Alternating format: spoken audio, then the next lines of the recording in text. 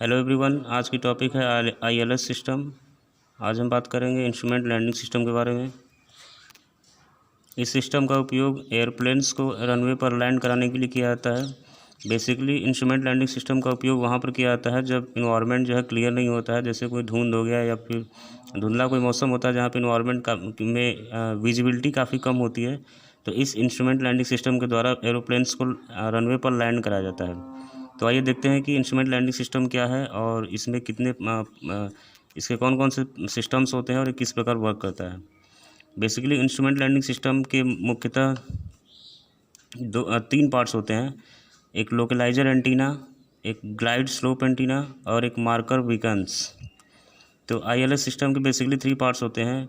Marker Bacon's, यह भी एक प्रकार के एंटीना होते हैं जो सिग्नल प्रोवाइड करते हैं। एक ग्लाइड स्लोप एंटीना होता है जो रनवे के एक साइड में लगा होता है, और एक होता है लोकलाइजर एंटीना जो कि रनवे के दूसरे साइड में लगा होता है। तो इसके थ्री पार्ट्स बेसिकली हैं, और इन तीनों पार्ट्स के द्वारा ये तीनों सिस्टम जो होते हैं एरोप्लेन्स को जो है अप्रोप्रिएट पाथ अप्रोच प्रोवाइड करते हैं ताकि वो ताकि प्लेन जो है इस रनवे पर लैंड कर सकें। तो आइए देखते हैं कि इनके जो पार्ट्स होते हैं वो किस प्रकार इसको गाइडलाइन प्रोवाइड करते हैं एरोप्लेन्स को। सबसे पहले बात अगर मार्कर बीकन्स की करें तो मार्कर बीकन्स में टोटल 3 मार्कर्स होते हैं। इसमें 3 तरह के मार्कर्स होते हैं, यानी 3 एंटीना का इसमें यूज़ किया जाता है। पहला जो मार्कर बीकन होता है, जैसे यहाँ पे M1, M2, M3 के द्वारा दिखाया जा रहा है, तो इसमें जो फर्स्ट मार्कर बीकन है M3, यह रनवे से लगभग 200 फीट की दूरी पर होता है। नेक्स्ट जो मार्कर बीकन होता है वो 3500 से 4300 फीट की दूरी पर होता है रनवे के स्टार्टिंग टच डाउन पॉइंट से। और थर्ड जो मार्कर बीकन होता है वो लगभग 4.5 माइल्स की दूरी पर होता है रनवे के टच डाउन पॉइंट से। ये तीनों मार्कर बीकन्स जो होते हैं वो प्लेन्स को इंडिकेशन प्रोवाइड करते हैं कि एरोप्लेन जो है रनवे से अभी कितनी दूरी पर है, उसे कब लैंडिंग के लिए नीचे झुकना पड़ेगा। तो मार्कर बीकन्स का जो यूज़ किया जाता है वह मार्कर बीकन्स जो होते हैं वो एरोप्लेन्स को गाइडलाइन प्रोवाइड करते हैं, और यह नॉलेज प्रोवाइड करते हैं या फिर सिग्नल प्रोवाइड करते हैं ताकि वह डिस्टेंस बता सके रनवे से। इंस्ट्रूमेंट लैंडिंग सिस्टम जो होता है वो बेसिकली यह दो प्रकार का गाइडेंस प्रोवाइड करता है। एक हॉरिजॉन्टली गाइडेंस प्रोवाइड करता है और एक वर्टिकली गाइडेंस प्रोवाइड करता है। तो इस हॉरिजॉन्टली गाइडेंस और वर्टिकल गाइडेंस के पाथ को फॉलो करते हुए एरोप्लेन्स जो होती है रनवे पर लैंड आउट करती है। इसमें जो हॉरिजॉन्टली गाइडेंस प्रोवाइड किया जाता है वो लोकलाइजर एंटीना के द्वारा किया जाता है, जबकि वर्टिकली गाइडेंस जो मिलता है वह ग्लाइड स्लोप एंटीना के द्वारा एरोप्लेन्स को मिलता है। इसमें जो लोकलाइजर एंटीना होता है वो एरोप्लेन्स को हॉरिजॉन्टली गाइडेंस या हॉरिजॉन्टली अप्रोप्रिएट पाथ प्रोवाइड करता है, जबकि ग्लाइड स्लोप एंटीना जो होता है इसको वर्टिकली अप्रोप्रिएट पाथ प्रोवाइड करता है। तो आइए देखते हैं कि इसमें जो मार्कर बीकन्स होता है उसका वाइडली यूज़ क्या है। जैसा कि हमने बताया कि मार्कर बीकन्स की डिस्टेंस क्या होती है रनवे से। अब देखते हैं कि मार्कर बीकन्स जो होते हैं वो किस प्रकार सिग्नल एरोप्लेन्स को प्रोवाइड करते हैं।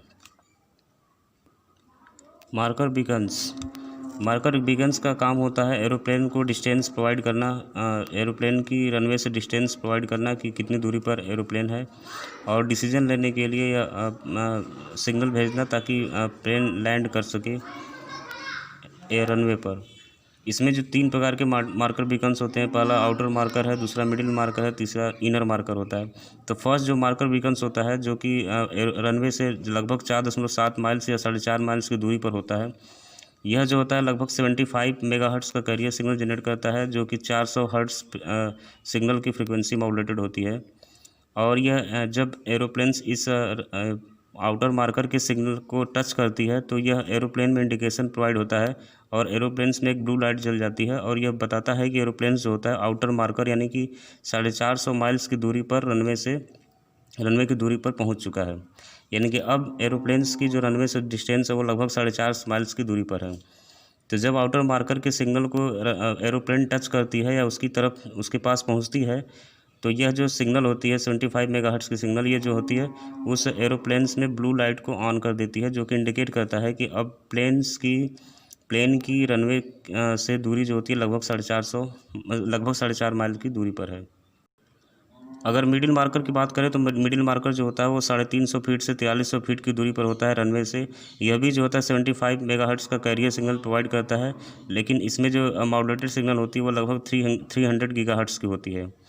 और जब मिडिल मार्कर की सिग्नल को यानी कि मिडिल मार्कर वाले सिग्नल को जब एरोप्लेन्स यहाँ पर पहुँचती है और ये टच करती है, तो उस समय एरोप्लेन्स में जो होती है वो एम्बर लाइट या ऑरेंज कलर की लाइट जो है जल जाती है। यह एम्बर लाइट और ऑरेंज कलर की लाइट इंडिकेट करती है एरोप्लेन्स को कि अब प्लेन की दूरी रनवे से लगभग 4300 फीट की दूरी पर है।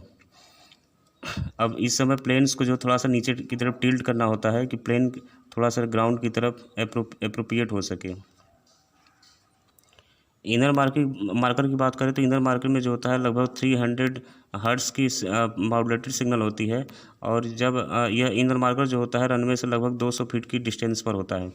जब इनर मार्कर पर सिग्नल आती है, प्लेन आती है, जब प्लेन इस इनर मार्कर के सिग्नल को टच करती है तो उस समय यह प्लेन को पता चल जाता है कि प्लेन को पता चल जाता है कि प्लेन जो है लगभग 200 फीट की दूरी पर है रनवे से। और उस समय प्लेन को डिसीजन लेना होता है कि लैंड करें या ना करें। अगर डिसीजन नहीं लेना होता है तो गो अराउंड जो है प्लेन जो है चली जाती है और रनवे पर लैंड नहीं करती है।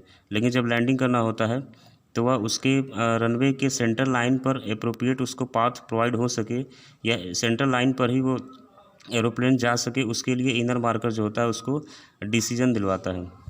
इनर मार्कर जो होता है एक सिग्नल भेजता है ताकि प्लेन्स को डिसीजन लेना होता है कि वह सेंटर लाइन पर जाए या ना जाए, ताकि लैंडिंग हो सके।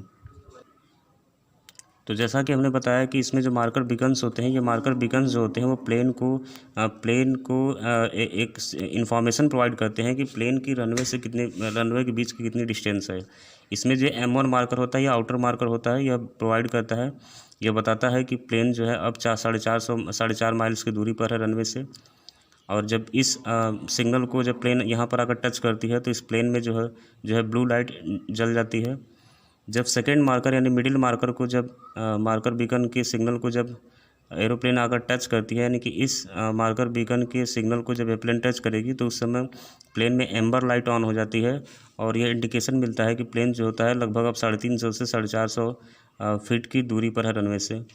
थर्ड मार्कर यानी कि M3 मार्कर यानी कि इनर मार्कर पर जब प्लेन आती है, इसके सिग्नल को टच करती है, तो प्लेन को इंडिकेशन मिल जाता है कि लगभग अब 200 फीट की दूरी पर प्लेन है रनवे से। अब इस समय डिसीजन लेना होता है प्लेन के पायलट को कि प्लेन को लैंड कराना है या फिर नहीं लैंड कराना है। अगर लैंड कराना होता है तो बिल्कुल टच डाउन पॉइंट जो इसका होता है रनवे का touch down point centre line जो होती है वहाँ पर उसका जो प्लेन का जो होता है मूवमेंट जो है तो वहाँ पर इंडिकेटेड होता है कि प्लेन को जो है इसी सेंटर लाइन पर आना है।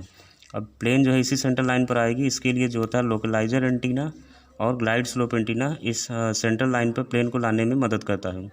तो आइए देखते हैं कि लोकलाइजर एंटीना और ग्लाइड स्लोप एंटीना जो होता है एरोप्लेन्स को रनवे के ठीक सेंट्रल लाइन पर ही लैंड कैसे कराता है, या कैसे सिग्नल प्रोवाइड करता है ताकि प्लेन जो होते हैं इसी सेंट्रल लाइन पर टच डाउन होती है। बात अगर लोकलाइजर एंटीना की बात करें तो लोकलाइजर एंटीना जो होता है वो रनवे की लास्ट एंड पर लगा होता है। यह एंटीना जो होता है एरोप्लेन्स को हॉरिजॉन्टल गाइडेंस प्रोवाइड करता है, यह हॉरिजॉन्टली सिग्नल प्रोवाइड करता है ताकि प्लेन जो होती है उस रनवे के सेंटर लाइन पॉइंट पर ही पिन पॉइंटेड रहे। लोकलाइजर जो होता है वह वेरी हाई फ्रिक्वेंसी बैंड पर ऑपरेट करता है। इसका जो ऑपरेटिंग फ्रिक्वेंसी रेंज जो होता है वह 108 मेगाहर्ट्ज़ से लेकर 112 मेगाहर्ट्ज़ के मिडिल में होता है, और यह 108 से लेकर 112 मेगाहर्ट्ज़ की सिग्नलों के ऑड फ्रिक्वेंसी सिग्नल पर वर्क करता है। यह लोकलाइजर एंटीना जो होता है इस रनवे के दोनों साइड्स में, लेफ़्ट साइड में एंड राइट साइड, दोनों साइड में जो होता है एक एक सिग्नल प्रोवाइड करता है। तो ये जो लोकलाइजर एंटीना होता है, ये लोकलाइजर एंटीना रनवे के लेफ़्ट साइड में एक सिग्नल भेजता है जिसका फ्रिक्वेंसी रेंज लगभग 90 हर्ट्ज़ होती है, 90 हर्ट्ज़ की सिग्नल से मॉड्यूलेटेड होती है, और एक सिग्नल भेजता है इस रनवे के राइट साइड में, और इस सिग्नल का फ्रिक्वेंसी मान जो होता है वो लगभग 150 हर्ट्ज़ के फ्रिक्वेंसी रेंज का होता है। तो इस प्रकार लोकलाइजर एंटीना जो होता है रनवे के दोनों साइड्स में एक एक सिग्नल प्रोवाइड करता है। इस सिग्नल की जो वाइड रेंज होती है वो लगभग 1000 फीट होती है। तो ये जो दोनों सिग्नल्स होती है लगभग 1000 फीट की वाइड होती है। इसका जो विड्थ होता है लगभग 1000 फीट होता है। एक सिग्नल जो होती है 90 हर्ट्ज़ की फ्रिक्वेंसी मॉड्यूलेटेड होती है, दूसरी जो होती है 150 हर्ट्ज़ की मॉड्यूलेटेड सिग्नल होती है। एरोप्लेन्स जो होती है इन दोनों सिग्नल 90 हर्ट्ज़ का जो ये लोब है सिग्नल का, और यह जो 150 हर्ट्ज़ का जो लोब है, इन दोनों सिग्नलों के टच डाउन पॉइंट जो सेंटर पॉइंट होता है, इस पाथ को प्लेन जो है फॉलो करती है और इसी पाथ को फॉलो करते हुए रनवे पर लैंड करती है। जब एरोप्लेन्स 90 हर्ट्ज़ के लोब की तरफ शिफ्टेड होती है तो उस समय एरोप्लेन्स को 90 हर्ट्ज़ के सिग्नल का ज़्यादा पावर मिलता है, वोल्टेज सिग्नल मिलता है, और जब दूसरे साइड में अगर प्लेन शिफ्टेड हो जाती है अगर, तो 150 हर्ट्ज़ वाले सिग्नल का जो वोल्टेज लेवल होता है वो काफ़ी अधिक मिलता है। तो इस समय जब प्लेन ये लेफ्ट राइट साइड में या फिर राइट साइड में अगर शिफ्टेड हो जाती है, तो एरोप्लेन्स को जो होती है किसी एक ही सिग्नल का जो है ज़्यादा वोल्टेज मान प्रोवाइड होता है। जब एरोप्लेन जो होती है इन दोनों के सेंटर पॉइंट यानी सेंट्रल लाइन के पास जब पहुंचती है, तो इस एरोप्लेन को 90 हर्ट्ज़ की सिग्नल भी उतनी ही प्रोवाइड होती है जितनी कि 150 हर्ट्ज़ की सिग्नल प्रोवाइड होती है। तो इस समय प्लेन में एक इंडिकेशन प्रोवाइड होता है कि अब ये सेंट्रल लाइन है और यही इसकी मेन लाइन है जिसके पाथ को फॉलो करना होता है। तो जैसे ही प्लेन इस 90 हर्ट्ज़ की लोब और 150 हर्ट्ज़ की लोब के ठीक सेंटर वाले टच पॉइंट पर जब प्लेन आती है, तब प्लेन जो होती है इसी सेंट्रल लाइन को फॉलो करते हुए इस रनवे पर लैंड करती है।